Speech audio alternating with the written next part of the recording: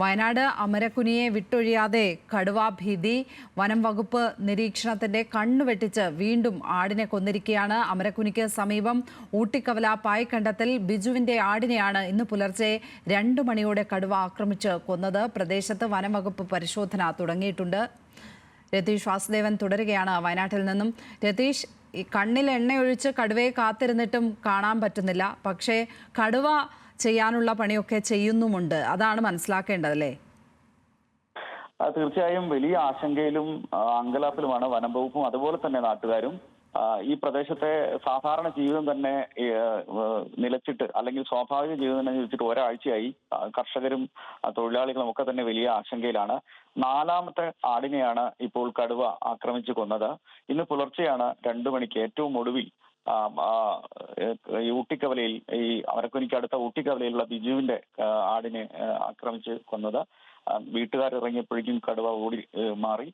പക്ഷെ ഇപ്പോൾ കടുവയെ സമീപത്തെ കാപ്പിത്തോട്ടത്തിൽ തെർമൽ ഡ്രോണിന്റെ സഹായത്തോടെ കാപ്പിത്തോട്ടത്തിൽ കണ്ടെത്തിയിട്ടുണ്ട്. ആ രീതിയിൽ ഇപ്പം ഒരുപക്ഷെ വളരെ പൊടുന്നതിന് തന്നെ വനം വകുപ്പ് ഈ തുറസായ സ്ഥലത്തേക്ക് കടുവയെ കിട്ടണം. എന്നാൽ മാത്രമേ ഇതിനെ മയക്കുവെടി വയ്ക്കുമ്പോൾ ഉൾപ്പെടെ മറ്റ് തുടർന്നുള്ള കാര്യങ്ങളൊക്കെ നിയന്ത്രിക്കാൻ കഴിയുള്ളൂ. സ്വാഭാവികമായിട്ടും മയക്കുവെടി ഏറ്റാൽ കടുവ ഏത് രീതിയിലാണ് പ്രതികരിക്കുക, എങ്ങോട്ടാണ് ഓടുക എന്നതൊക്കെ തന്നെ പരിശോധിക്കണം. അതുകൊണ്ട് തന്നെ അത്തരം ഒരു ഇടത്തേക്ക് കടുവയുടെ നീക്കങ്ങൾ നിരീക്ഷിച്ച് ഇപ്പോൾ മയക്കുവെടി വിദഗ്ധ സംഘം, ഡോക്ടർ അരുൺ സക്രയുടെ നേതൃത്വത്തിലുള്ള വിദഗ്ധ സംഘം ഇപ്പോൾ അവിടെ എത്തിയിട്ടുണ്ട്.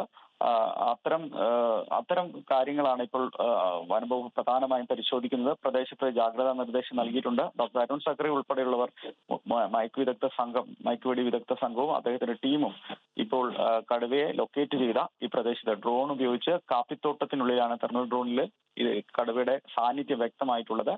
ഇപ്പോൾ കടുവ നിരീക്ഷണത്തിലാണ്. ഈ കടുവയെ സ്പോട്ട് ചെയ്യുക എന്നത് വളരെ പ്രധാനപ്പെട്ട കാര്യമാണ്. അതുകൊണ്ട് തന്നെ ആ ഇടങ്ങളിലേക്ക് കടുവയുടെ നീക്കം വേണം. തുറസായ സ്ഥലങ്ങളിലേക്ക് കടുവ എത്തിപ്പെടണം.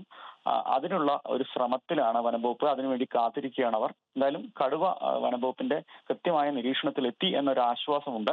ഇനി മറ്റ് മയക്കുവെടി വിദഗ്ധരുടെ ഒരു സാങ്കേതിക പരിജ്ഞാനം കൂടെ ഉപയോഗപ്പെടുത്തി ഇവരെ തുറസായ സ്ഥലങ്ങളിലേക്ക് എത്തുന്നു, മയക്കുവെടി വയ്ക്കുന്നു. ഇതാണ് ഇപ്പോഴുള്ള ഒരു ധാരണ. അതിനുവേണ്ടി കാത്തിരിക്കുകയാണ്.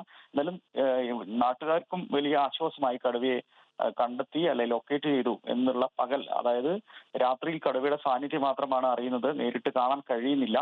അതുകൊണ്ട് തന്നെ ഈ മയക്കുവെടി വിദഗ്ധ സംഘത്തിന് ഈ കടുവയെ ലൊക്കേറ്റ് ചെയ്യാൻ സാധിച്ചു എന്നൊരു വളരെ പ്രധാനപ്പെട്ട കാര്യമാണ്. ഈ അമരക്കുനിക്ക് സമീപമുള്ള കാപ്പിത്തോട്ടത്തിലാണ് ഇപ്പോൾ കടുവയുള്ളത്. തെർമൽ ഡ്രോണിൽ അത് വളരെ വ്യക്തമാണ്. അതുകൊണ്ട് തന്നെ മയക്കുവെടി വിദഗ്ധ സംഘം അത് പരിശോധിച്ച് നിരീക്ഷിച്ചുകൊണ്ടിരിക്കുകയാണ്. എന്നാൽ ആ സ്ഥലത്ത് വെച്ച് മയക്കുവെടി വയ്ക്കാൻ സാധിക്കില്ല. അതിന് ഉള്ള പരിസരമല്ല, അത്തരം യോജിച്ച പരിസരമല്ലാത്തതുകൊണ്ട് അത്തരം സാഹചര്യം കാത്തിരിക്കുകയാണ് ഇപ്പോൾ ചെയ്യാവുന്നത്. അതുകൊണ്ട് തന്നെ മുഴുവൻ തരത്തിലുള്ള സജ്ജീകരണങ്ങളോടെ മയക്കുവെടി വിദഗ്ധ സംഘം ഡോക്ടർ അരുൺ സക്രിയുടെ നേതൃത്വത്തിൽ അവിടെ തമ്പടിച്ചിട്ടുണ്ട്. ഇനി കാത്തിരിക്കുക, കടുവ കൃത്യമായ ഒരു ഇടത്തിലേക്ക് എത്തിപ്പെടുക, അതിനുള്ള ശ്രമം ആണ് ഇനി നടത്തേണ്ടത്. അതിനുവേണ്ടി കാത്തിരിക്കുകയാണ് വനപാലക സംഘം. പ്രദേശത്ത് പൂർണ്ണമായ ജാഗ്രത നിർദ്ദേശം നൽകിയിട്ടുണ്ട്. പ്രദേശത്തെ സ്കൂളുകൾക്ക് ഉൾപ്പെടെ അവധി പ്രഖ്യാപിച്ചിട്ടുണ്ട്.